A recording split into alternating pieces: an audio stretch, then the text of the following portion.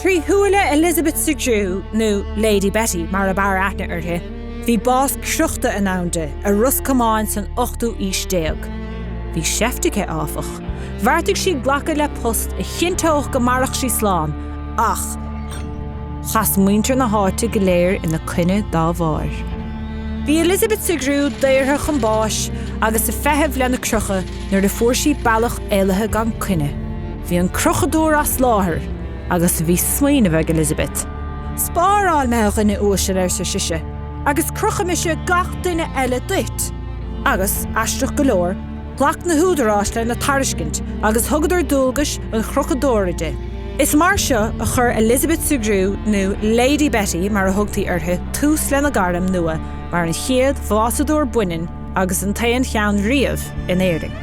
Ní go raibh vinnic a bhí díanamh a crocha ach sais nach mar sport an phobal a bhí ann, like tuigh díanamh go dtí an lá leis an crocha, mar ar liad bhí rud éigin siúil agus tuigh na díanamh amach rud anna trúbhéalacha den teilech beidir a bhí taobhéardas na díanamh ach fós bhí sé mar sais, cosúla sais circus beag go leir a bhaile. Baistíoch an leasannam Queen of the Long Drap orthe, agus dibrigh sí ar feadh blianta fada I bPríosún Ros Comáin. Bhí cáilir heile lena saoil, agus í níos cáiliúla fós tréis sé báis. Buachaillí a bhí sa bhean, chrua, fórchríochse a gultúir a linne. Chuig an agla a bhí ar daoine rimpa síos ó ghlúin go ghlúin. Deirtí le leanaí a Ros Comáin, má bhíon tusa dána tuigh Lady Betty agus sciobba sí tú. Sa lá nó bhaint a bheith sí mar sais celebrity criminal rud aige mar sin, mar na rudí a hádaíonn tá siad sa cosúla rud éigent as uair-scéal nuair éigent. B'éidir go bhfuil sunraí an scéal faoi Elizabeth Sugrue gabhain, ach tá siad ann. Rugachaí a daileach deir mórí tinóntacha a gúnta chiaí trá éigent idir 16 agus 16 Bhí léamh agus scríomhacha. Mar sin is cinnte go raibh míonta agus dóchas críocha nuair a fós sí isteach a daileach tinónach eile, muinteoirí thucrú, níthe sin a bhí an aonde fearir, bur a fear chéile bás, rud a dág ise agus a páistí beo bocht. Mar sin, thug Elizabeth agus a páistí aigear an móthir go hiúil na gus. Ní fallár ná gur chail sí a cíal nuair a fuair duine na páistí bás ar thaobh an bóthir. B'éidir gur bheith sin an fágur stad sí a taisteal nuair a thrisí Ros Comáin. Péiscéile, bhí Elizabeth chhéastúil. Dairigh le dóhanna airigh a thuilimh de féin is amach agus bhuain sí an léitheoireachta. Nuair a dás seisin iníos, duime sé leis thar-sáile chun saoil maithe lorg do hain. De réir an scíal, deirtear gur ág sé ag ísa sé déag chun éalú ón na bháthair cruúálach.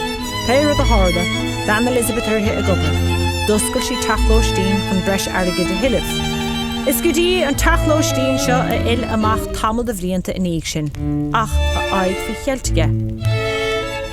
Hasí go ag eiscint ar a crí an bháthair éon fioc níos teo inis agus é ná mar a bhí is é óg. Is léir go raibh a crí cho fuair is a bhí riamh, mar gur chleannaigh sí isteach a seomra an lóistíire go díanach san níthe chun an slám airige de bhí feice céthe na bhála a ghuid. An son de rúnmhairg sí é. Ní fis a raibh sé bartacha é a bharú, ach nuair is scrúdaigh sí a chuid pápéirí, fuair sí amach gur bé amach féin a bharigh sí. Risí amach ar an móthir is stuthe chuid drúige as a ceann is a scrabíal. Gabhachaí agus tugach gur Bpríosún Ros Comáin agus díreach nuair a bhíon na suaite a bailúch an fearre ar chrocha an lei, bhí seifteacha le teachsláán. Tá siad ar tí a bharú agus an son, sais ar nós Jack Sparrow ar an sí, níl aon den ann chun mé a bharú, so déna mé an jobdí fiber be. Agus nó cén sais duine í seo an éair. An dromhean bhíonte nó ban as ifrin mar a dugtaí orthe níos déanaí, nó an éigear bannaí a bhí ar a díthal i ggurí marachtain te saoil a bhfuil buile traumarthe. Rinne Charlotte O'Connor Eccles, iriseoir agus scríonóir umráiteach ó Ros Comáin iireach na cúisina is sprág Lady Betty a hiiscint nuair is scríg sí meálarthe san 9ú haois déag. Bhí saoil súrach ag Elizabeth Sugrue a dúirt sí. Scris an bhochtanach gan dóchasaí agus ba chosú le siuc é ar a hanam. Scríg fearr umráiteach eile ó Ros Comáin mar meálarthe chomá, William Wilde, athair Oscar. Rud a chinnte go mbeadh áit is stair na tíre de másadóir éifeachtach seo a heastaibh le Chrochadóir de bhaneog ar an tríú stór sa drasún. Fiú bhain tréise bháis bhar Lady Betty a raig is eis cuine na chiines, is eis stig sa béalid, fiú bhain gur scríg ahar Oscar Wilde lawer mai alhi. Like bhí si sais mar bogey man and dinne a hugig an tú hod. So lí dimig si viral mar sais, you know, bhí si in intin gach ein dinne.